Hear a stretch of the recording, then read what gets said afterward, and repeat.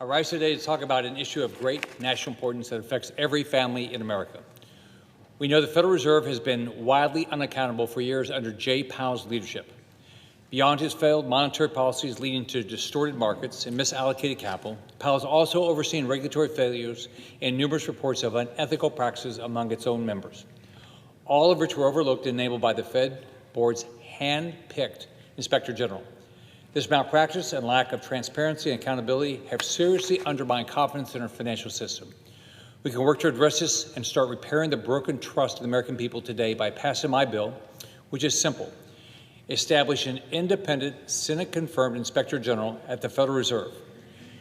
Every other government agency has one. Surely the government's largest agency should have one. It's just common sense to establish a Senate-confirmed Inspector General at the Fed. This Inspector General would finally be independent of the Fed board, who are the very people they are tasked with investigating in order to bring accountability to the Fed on behalf of the American people. This must happen now. In recent years, we have seen hundreds of allegations of voting members of the Federal Reserve engaging in shady and unethical investment trades while in possession of insider information about the Fed. We've seen the collapse of Silicon Valley Bank and others. We've seen a complete mismanagement of the Fed's policies while a culture of corruption has thrived at the Fed. And we're seeing billions in taxpayer dollars being spent to renovate the Federal Reserve headquarters in Washington, D.C., all while the Fed is operating at a loss. You might wonder, as I do, why no one gets fired or is held accountable and why no changes have been made. It is because Jay Powell is chair and the Federal Reserve's Inspector General is appointed by and reports to, guess who? Jay Powell and the Fed board, period. It's a clear conflict of interest coupled with a perverse pay structure that enables issues to go unchecked and covered up for too long at the expense of the American people. The American people want to know their central bank is doing the right thing.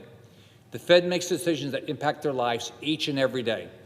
For families like mine growing up without much, the Fed's choices can decide if they can afford their mortgage or put food on the table. Families across our nation deserve a Federal Reserve that they trust is working in their best interest. I would like to thank Senate Banking Committee Ranking Member Elizabeth Warren, Senator Lummis, and Senator Moreno for working with me on this important bill. I'd now like to yield to my colleagues, Senator Moreno, to say a few words about the legislation. Madam President. The senior senator from Ohio. Thank you. I rise to maybe draw some sunlight and daylight on what's actually going on in the Fed. There's a lot of commentary that you hear in the news and social media, and sometimes in a world here of hyper-partisanship, the facts get lost. So I just want to support and emphasize how important the legislation that Senator Scott is proposing. Back about 8 years ago, the Federal Reserve Board of Governors decided to renovate four buildings that they have in Washington, D.C. They came up with what I think is a very, very high budget, $2.1 billion to renovate, not to build new, $2.1 billion to renovate four buildings. Huge number, big, big number. Now, back 7 or 8 years ago, the Federal Reserve was bringing in hundreds of billions of dollars in profits, as they have for decades. So you think, well, maybe this is a needed expenditure. I don't probably think that if we had some hindsight, we wouldn't have embarked on that path, but they did. One of the four buildings is on New York Avenue. They call it the NYA building. They decided to take that out of consideration. So now you had three buildings. The budget would have been somewhere around $1.6 billion. They completed the Martin building about 3 or 4 years ago for about 25% over budget from the original estimate back in 2017. And here's where we're landing. The Eccles in 1951 building, the one that you see when you drive down Pennsylvania Avenue, the iconic picture of the Fed building. That total renovation should have cost about $1.6 billion. It's now together, all three buildings, is now approaching $3.1 to $3.2 billion. The cost overrun, Madam President, is more than the entire cost to build City Center. Think about that for a second. On a renovation, the chairman of the Federal Reserve, clearly one of two things is happening. Either he's absolutely not paying attention to this project, or he's completely inept in managing it. Either way, what we need desperately is exactly what my colleague from Florida is suggesting. An independent body that would go in and say, what the heck is going on here? Because I don't know about you, Madam President, but when you go around Florida or I go around Ohio, or when my colleague goes around Michigan, it's a little hard to explain why an organization like the Federal Reserve, which is losing hundreds of billions of dollars, is spending billions to renovate a building when their actions are costing them personally thousands and thousands of dollars on their car loans, their home loans, their credit card, their business loans. There needs to be transparency. We need an independent Fed. We do. It's a proud history here in America, and that's what's made our financial system strong. But sometimes, even in the best institutions, you end up with incompetent leaders. And that's the case with Jerome Powell. And that's why we need an independent investigator to go in there and take a look at what's actually going on. And with that, I yield the floor, Madam President. Senator from Florida. I now yield to my friend, Senator from Wyoming, Senator Lummis. Senator from Wyoming. Thank you, Madam President. I rise to support common sense legislation that will bring transparency and accountability to the Federal Reserve Board and Consumer Financial Protection Bureau. Currently, the Inspector General of the Fed is appointed by the Fed chair. This is highly unusual, and it means that the Inspector General has no independence from the management of the Fed and is susceptible to influence. This is an unacceptable arrangement. I think we all agree that inspectors general cannot do their jobs without independence. Democrats who are objecting to this common sense legislation today have made Inspector General independence a priority for years, and rightfully so, until today. Think about that. Democrats are saying they are okay with being complicit in the mismanagement of the Fed that we are seeing today. We're witnessing unprecedented mismanagement of the Fed. The Fed overrun, and it was just discussed by my colleague from Ohio, it's overrun its budget for its building renovation by at least $700 million, and Chair Powell appointed the Inspector General, who is now tasked with examining this fiasco. Do we expect the Fed's Inspector General to do anything other than immunize the Fed chair from further scrutiny and say everything's on the up and up? I won't have any confidence in the Fed's IG and its findings until that person has statutory independence from the Fed chair. The Federal Reserve has grown too powerful, too insulated, too comfortable, and they are operating in the shadows. And this is the minimum we can do to start getting this independent agency some scrutiny. They don't even respond to FOIA requests.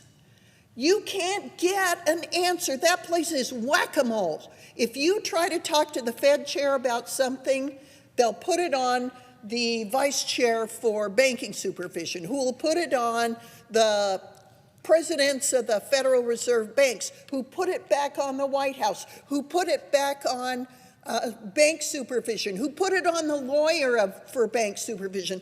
This place is a ping pong ball when it comes to trying to get an answer to a question.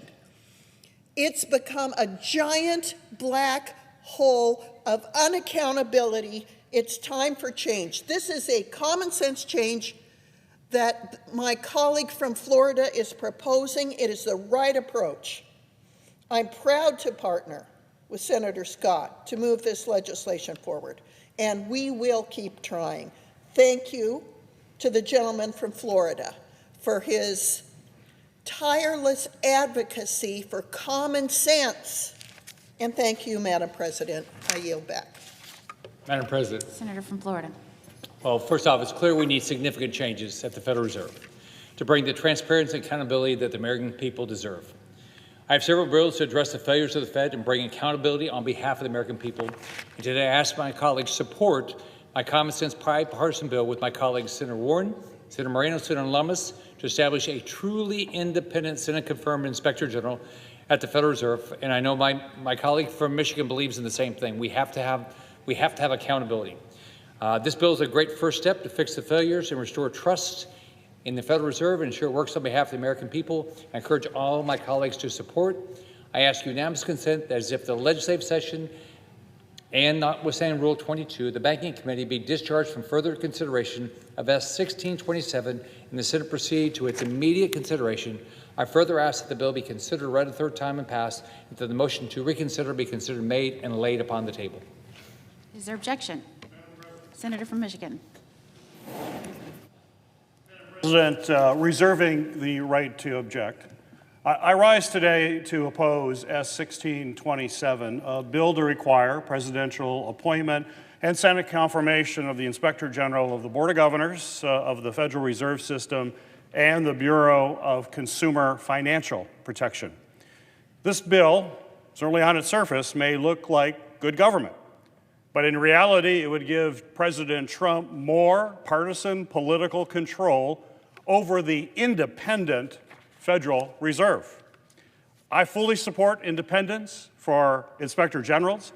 I worked with Senator Grassley to pass bipartisan legislation that was signed into law that strengthened the independence by requiring the President to provide an explain to Congress before firing an IG to ensure that these watchdogs cannot be removed for political reasons.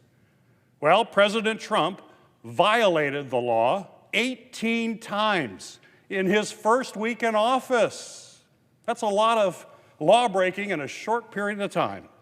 And after the president fired the IGs with stellar track records of protecting taxpayer dollars and detecting waste, fraud, and abuse, basically he then nominated partisan operatives to take their place.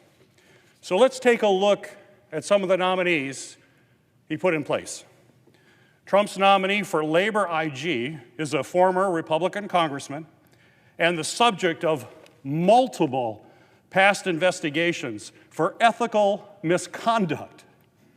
The nominee to be IG for Health and Human Services is a former Republican official who was forced to resign due to unethical conduct.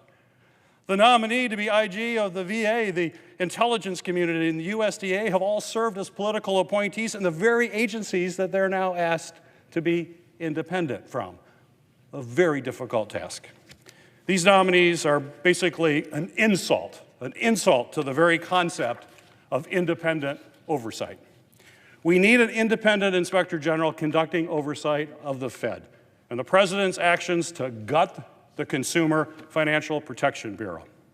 What we don't need another partisan IG nominee who is more interested in pleasing Donald Trump than in holding him accountable.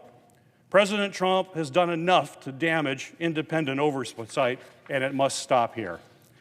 I would be glad to work with my friend, the senior senator from Florida. We've talked about this. I look forward to working with him on meaningful, truly impartial, and effective oversight that would truly result in a more independent watchdog. But passing this bill now would give President Trump more of what he wants while actively undermining the very mechanisms of independent accountability. If that's what we want, this is not the measure, and I look forward to working with the senior senator from Florida to make that happen in the future. But because of that, I must object now. Objection is heard. Okay. First off, I want to thank my colleague for is interested in making sure we have an independent inspector general. I don't think there's a disagreement on that. It's how do we get them appointed and the process of getting them confirmed. So I actually look forward to working with my colleague. So hopefully we can get this done quickly. I mean, there's so many issues, as we all agreed, at the Federal Reserve that we got to get somebody independent in there, and so we just have to come up with the right process where it's not perceived to be political. So I know my colleague from Ohio and from Wyoming would like to say something. Senator from Ohio. Madam President? Senator from Ohio. Thank you. So will my colleague from Michigan yield a couple questions? Gotta go? Okay. Well, here's the questions I was going to ask. He mentioned in his comments what is obvious. The president nominates somebody to be an inspector general. And then the Senate, 100 members of the Senate, confirm that person, thus ensuring the independence. So if you don't like that particular nominee, you are able to come right here, go to the floor, and vote no. But this idea that this inspector general would somehow be a partisan person by definition is wrong, because what you're doing is you're giving the president the ability to make a nomination, and then the Senate the unique constitutional power to confirm that nominee. That's the way we've done it forever. We did it for President Trump. Prior Congresses did it for Biden and every other president before that. So this idea that all of a sudden this is now something new is totally nonsense. And here, look, part of the problem that we have today is that the Democrats are making historical efforts to absolutely stop President Trump from basic operational duties. We have never had a Congress, as you know, Madam President, that has not allowed nominees to go forward with unanimous consent. So here we are on August 1st, having to go through vote after vote. I was going to ask my colleague if he knew who he even voted no for. And the answer is they don't even know who they're voting no for. They just come and vote no because that's what they do. And that type of just total blocking for the total partisanship is not what the American people want. If you have a legitimate concern with a nominee, there's a process to do that. But to universally filibuster every single nominee is not the way for us to move forward. The voters expect more. With that, I yield. And Madam President, Senator from Wyoming. I want to echo the remarks that were just made by my colleague from Ohio and add a couple things. Not only do we as a Senate have the opportunity to prevent a nominee from being confirmed into office by our own vote and our own scrutiny and our own vetting of nominees, but we have the opportunity in this case to turn an agency that was created for independence, that has now become independently disassociated with the very people it's designed to help govern, and help rein them in with a Senate-confirmed Inspector General. Now, we have proposed other ideas that have not been accepted yet, but that should be considered if my colleagues on the other side of the aisle won't accept this one. One of the reasons I like the senator from Florida's idea here is because it is such a strategic, narrow way to try to get some independent eyes at the Fed. Other ways that I had considered, and that we could still consider if this idea is unacceptable, is to make the Fed subject to FOIA.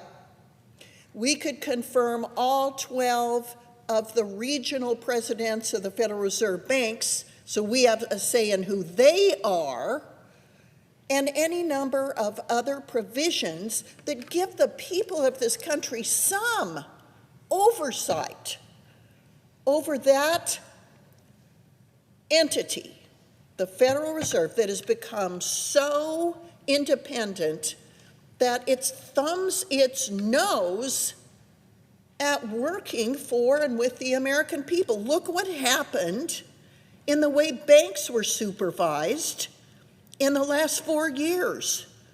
Choke point 2.0 brought about a government-caused failure of 2 banks. Those banks were not insolvent. The Federal Reserve and the FDIC pushed them into insolvency because they didn't like their customers. That was it. They didn't like it that banks were providing banking services to digital asset companies, to Melania Trump, to the children of the now president.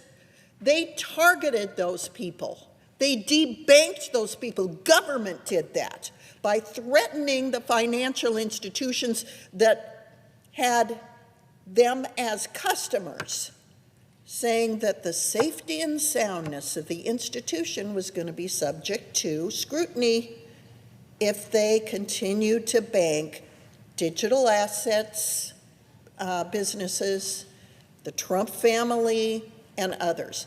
That was government targeting Americans. That was our government turned against our people for no good reason. And there's no way to get scrutiny of the Fed because they don't have an independent IG. They're not subject to the Freedom of Information Act. We don't have sufficient oversight of them. We've got to get oversight over the Fed. And I want to applaud my colleague from Florida for taking the initial step that every other agency is subject to, an independent inspector general. So I urge my colleagues on the other side of the aisle who are objecting to this measured common sense matter, for heaven's sakes, come up with a solution, because the Fed is an unaccountable, run-amok place that is not responsive to the American people. Madam President, I yield back.